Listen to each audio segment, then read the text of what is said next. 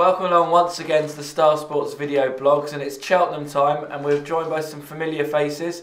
We're joined by Claude Duval, the punter's pal of the Sun, Tom Lee of Channel 4, and Bill Esdale of City racing editor, who I see can't afford a tie despite a 33-1 nap last year. Sorry.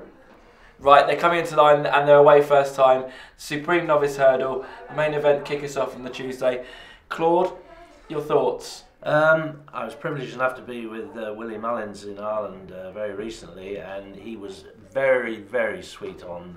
It's very boring. He's going to be the favourite Vautour. He pointed out that his two previous winners in the race, one was 40-1 shot, one was 25-1, and this one now, as we well know, your distinguished firm. What do you? 11-4 now, Vautour's yes, favourite. Well, strongly backed. Not going to get any of the 40-1, I'm afraid. But no, he's a horse that's sort of, I think, been very much laid out for this race. I like Irving. He's unbeaten, but not a definite runner. He's very ground dependent, so I'm afraid rather boring, but I'm going to stick with the Mullins shot. I remember he had 3 winners on the first day last year.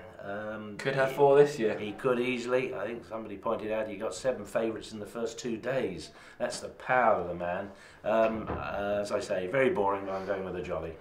Tom, he's got 2 other runners in the race. Can you make a case for either of them?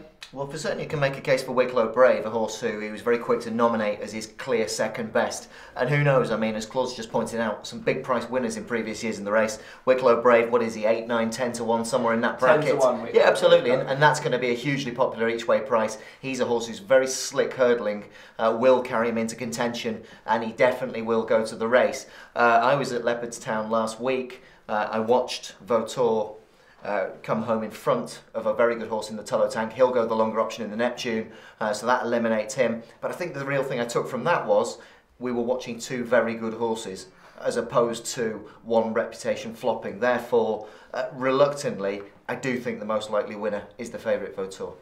Bill? Is he short enough, this Vautour? It's very short. I mean, the question I always ask is, what price would Wicklow Brave be if there was no Vautour? Because it's the whole second string itis of just horses being a bigger price than they should be. I was on the same trip with Claude and to Willie Mullins's, and I got the vibe that Wicklow Brave is the dark horse, and I think at 10-1 he would be the each way play. I think Vautour's probably the better of the 2, but I don't think he's 3 times the Well, if you think about it, if you take each way Wicklow Brave, you're getting 5-2 a place. Yeah. Vautour's going to be short than 5-2 on the day anyway, so we're saying the value is definitely with him at 10-1. 100%, and I also think of the Tullow Tank race. There were a few good judges who said he didn't look great, the Tullow Tank in Ireland, in the pre-race. I was with Ted Walsh post-race, and immediately I think that there was a real consensus between himself, Brian Gleeson, myself. We were very solidly of the opinion we'd just seen 2 very good horses, one of which didn't manage to get his head in front, but didn't But he lose a wasn't lot at in his defeat. best. He didn't hurdle brilliantly. He didn't jump well. So I mean, you know, so the Vautour has been priced up on reputation, connections, and also one arguably potentially dodgy win. I mean, I do respect Vautour, but I just don't think he's backable at the price. Well, there's one horse we haven't talked about, and we've got to talk about it because it is my selection. I need to get it on tape in case it wins, and that is Joss's Hill at 11-1, who for me has done nothing wrong. They came a mile clear last time at home in Royal Boy, long way clear. He scoped appallingly the next day, wasn't his ground, he's done nothing wrong, and I think he's a tremendous price at 11-1. 11-4 a place. Yeah, I mean, interesting. The only thing we'd say with him is the hill. Whether, you know, we've had Nicky Henderson's had Spirit Sun, and he's had good horses that haven't quite, you know, Sprinter Sacra. You know, whether the future is last year. I mean, whether he's quite good enough to win. Isn't it? Yeah, whether he's quite good enough to win. He might be in front 50 yards from home. Whether he's in front at line or not. Well, it's possibly the extension of that point. Joss's Hill, he might be a Spring Festival horse, but the Spring Festival might be Aintree, flat track, sharp, 2 miles. Actually, that might show his gifts to the best abilities. You're upsetting Luke now. I just ignore you. That's what we're here for. That's what we've been hired for. Don't worry. Right, is there anything a massive price? I'll give you one at a huge price. A friend of mine owns a horse called Splash of Ginge. Now, I was amazed as he was, and he won't admit it, that it went and won that Betfair Hurdle. But it won it in a time 3.5 seconds quicker than My Tent or Yours did last year. My Tent or Yours went straight in at 6-4 favourite for the race. Splash of Ginge is 40-1.